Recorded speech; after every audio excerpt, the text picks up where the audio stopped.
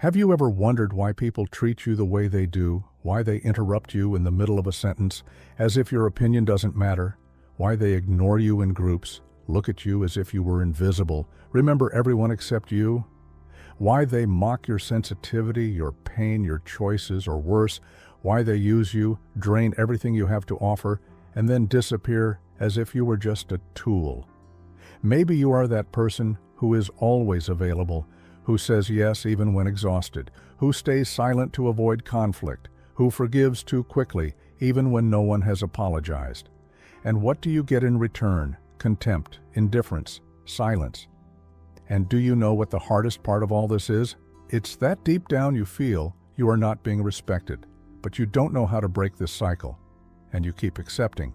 You keep trying to be understanding, polite, helpful, hoping that one day people will recognize your worth. But that day never comes. Carl Jung said, "The most terrifying thing is to accept oneself completely." And maybe that's why you haven't broken this pattern yet. Because respecting yourself requires something frightening, looking inward and admitting that you have a responsibility in this, that as long as you continue to ignore yourself, others will continue to do the same. This video will not give you ready-made phrases or treat you as a victim.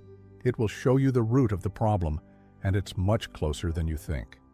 If you are tired of being disrespected by friends, family, partners, co-workers, it's time to understand why this happens.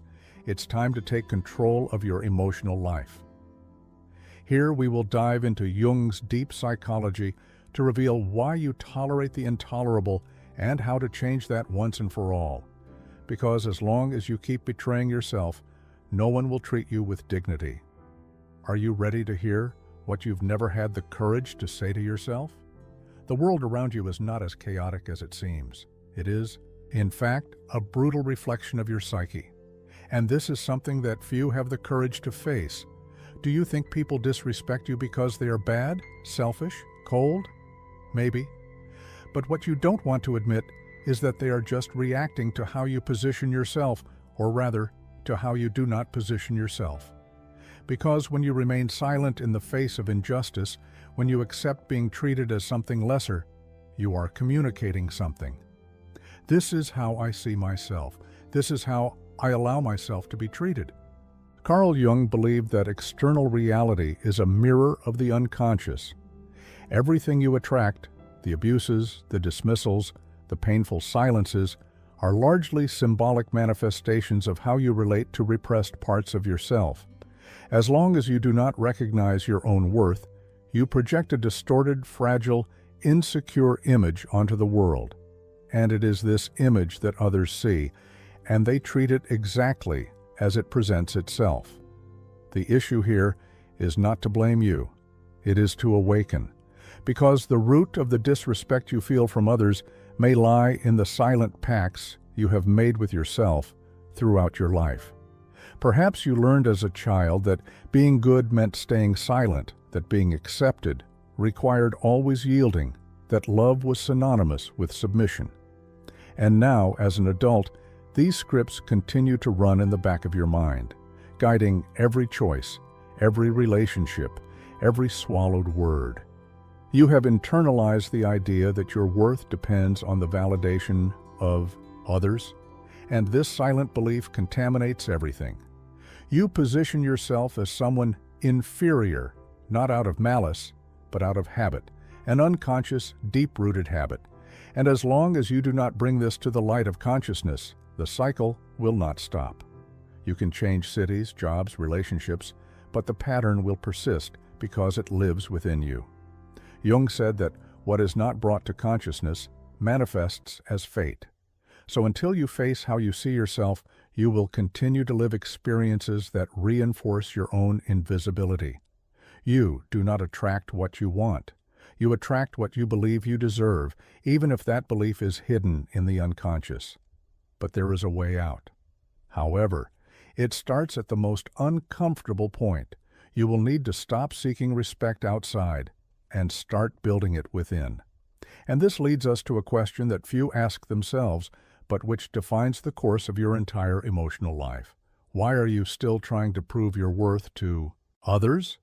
You spent your life trying to prove that you are enough, trying to be the ideal child, the ideal partner, the friend who never fails, always bending, adjusting, molding yourself to fit others' expectations. And what did you get in return? Momentary approval, yes, but never genuine respect, because those who live to please will inevitably be seen as someone who can be manipulated. This is the trap of external validation, one of the most cruel and invisible aspects of the human psyche. Carl Jung taught us that the persona, the social self, the mask we wear to be accepted, is necessary but dangerous, because if you identify too much with it, you forget who you really are, and when that happens, you disconnect from your essence. You become a polite ghost, a presence that pleases everyone but that no one truly respects. The desire to be accepted is legitimate. It is part of human nature. The problem arises when this desire becomes the compass of your identity. When you start measuring your worth by others' reactions, a compliment lifts you up, a criticism destroys you, and thus your self-esteem becomes hostage to the gaze of others. You strive to be useful, necessary, indispensable, because deep down you believe you will only be respected if you are absolutely flawless. But the truth is brutal. The more you try to prove your worth, the more you confirm to the world that you don't believe in it. People who respect themselves do not beg for attention. They do not do favors expecting love in return. They know who they are, and that is enough. They do not need to sacrifice themselves to be seen, nor do they need to nullify themselves to be liked. They are not afraid of displeasing because they understand that displeasing is sometimes the price of living with integrity. But to reach that point, it is necessary to break with a deeply rooted idea that you need to earn others' respect. You do not need to. What you need indeed is to rebuild the respect you lost for yourself, perhaps years ago, perhaps always. Only then does the gaze of others cease to be a threat and become just a reflection. But this requires a choice, and this choice almost always begins with an act that seems simple, but is frightening for those trapped in the cycle of approval: saying no. In the next part, we will talk about this decisive moment when you start to set boundaries and, for the first time, place yourself at the center of your own life, because respect begins exactly there, when you learn that no can be the most powerful gesture of self-love. If this content is making sense to you, click the subscribe button and subscribe to the channel. Thank you for your support. You have been conditioned to believe that being a good person means never contradicting anyone, that loving is sacrificing yourself, that those who set boundaries are selfish, cold, insensitive, and because of this, every time something bothers you, you swallow it. Every time someone crosses your boundaries, you stay silent. Every time you are hurt, you forgive even before the other person realizes the damage. You believe you are being mature, balanced, compassionate, but in reality, you are nullifying yourself. Little by little, day by day, you are disappearing from yourself. The problem is that the world does not respect those who do not respect themselves, and respect is not asked for, not begged for, not negotiated. Respect is imposed, and this imposition does not need to be violent, aggressive, or vengeful. It needs to be firm, clear, and non-negotiable. And this starts with a word you're probably afraid to use: no. Saying no is the first concrete act of self-respect. It is when you communicate to the world and to yourself that there are boundaries that will not be crossed, that your energy is not for sale, that your time is valuable, that your well-being matters. But to reach this point, you need to break free from guilt, because it will appear. Whenever you say no to someone who is used to exploiting you, guilt will eat away at you. It will make you doubt your decision. It will try to drag you back to the place where you always gave in. Carl Jung reminds us that the process of individuation, the path to becoming who you really are, requires confrontation. And one of the first confrontations is with that version of yourself that learned to survive by saying yes to everything. That version that believes pleasing others is the only way to be accepted. But this acceptance comes at a very high cost. Your personal value, your dignity, your identity. Do you want to be respected? Then start by saying no where you used to say sure. Start refusing tasks that suffocate you. Start distancing yourself from relationships that drain you. Start ignoring invitations you accept out of obligation. And notice, the first to be bothered will be those who exploited you the most, because your limit will expose their abuse, and that hurts both them and you. But it is a necessary pain. You need to understand that every time you say no to the world, you are saying yes to yourself. And that yes is the beginning of something powerful, the rebirth of your own authority, the recovery of your voice, the start of a new way of existing, a way that no longer depends on the permission of others. But there is an even deeper reason that prevents you from setting boundaries. And it is hidden in the parts of your psyche that you refuse to look at. It is in your shadow, in the aspects you have repressed, denied, and tried to bury, but that continue to govern your life in silence. In the next part, we will dive deeper. We will talk about how your shadow feeds submission and why, as long as you do not integrate what is hidden, you will continue to accept what is unacceptable. Why do you tolerate things that clearly hurt you? Why do you stay in friendships that diminish you, in relationships that drain you, in environments where you have to hide who you are to be accepted? Why do you allow yourself to be interrupted, ignored, overwhelmed, wronged without reacting? The answer lies not only in your upbringing, traumas, or circumstances. The answer is in your shadow. Carl Jung defined the shadow as everything you have repressed within yourself, emotions, impulses, traits, desires, because you learned they were wrong, ugly, or unacceptable. The child who was reprimanded for saying no learned to be submissive. The one who was punished for expressing anger learned to smile while swallowing their tears. The one who was ignored when they needed attention learned to become invisible so as not to disturb. And so you grew up building a pleasant, polite, accommodating persona while burying all your strength, your healthy aggression, your righteous indignation. But what is buried does not disappear. On the contrary, it gains strength in the underground of the soul.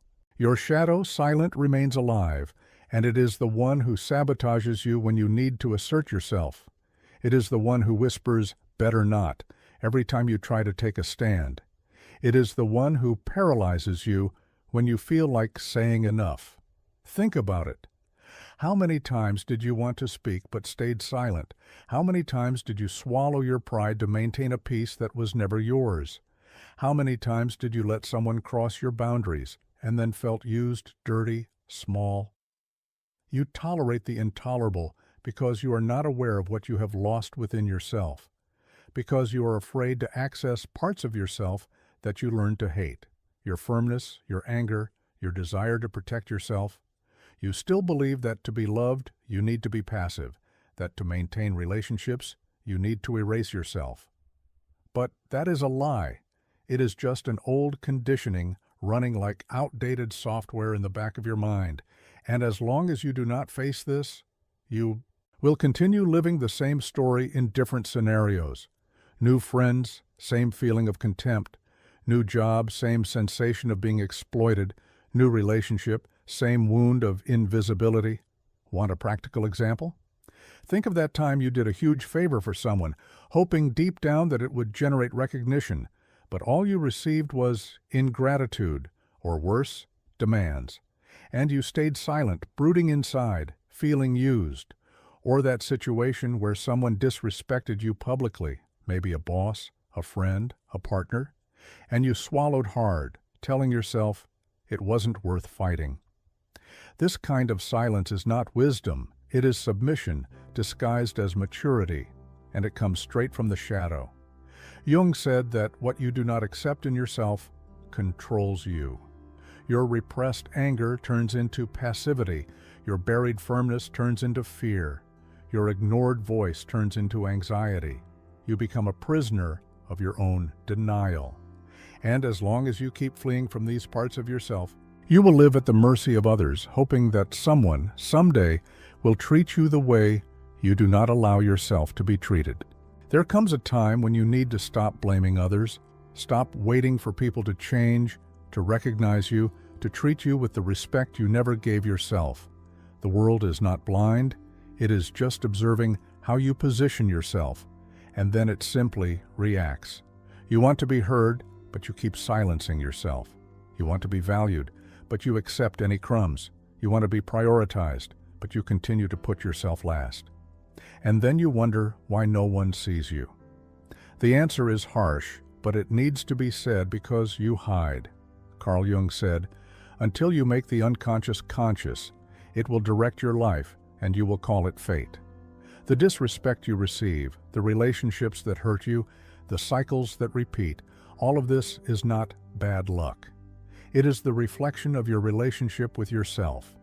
The external only changes when the internal reorganizes. You don't need to become someone impenetrable, cold, or indifferent to be respected. What you need is to stop begging for love in the form of obedience. You need to stop adapting to environments that suffocate your authenticity. Above all, you need to make peace with the idea of being alone. Because only those who are whole can bear their own company. And only those who can bear their own company can truly choose who they want to be with. Everything else is dependence disguised as affection. From now on, every time someone crosses a boundary of yours, you have two options. Either you stay silent and reinforce the pattern, or you take a stand and rewrite your story. And you don't need to be aggressive to do this. You just need to be true to yourself. Because when you respect yourself, your energy changes, your posture changes, your gaze changes, and the world notices. Respect starts from within, and when that happens, you no longer need to ask. It becomes inevitable. If this video confronted you, made you think, touched a part of you that you usually avoid, then comment here. I choose to respect myself. This can be your first public gesture of commitment to yourself. Like the video and also subscribe to the channel for more truths like this.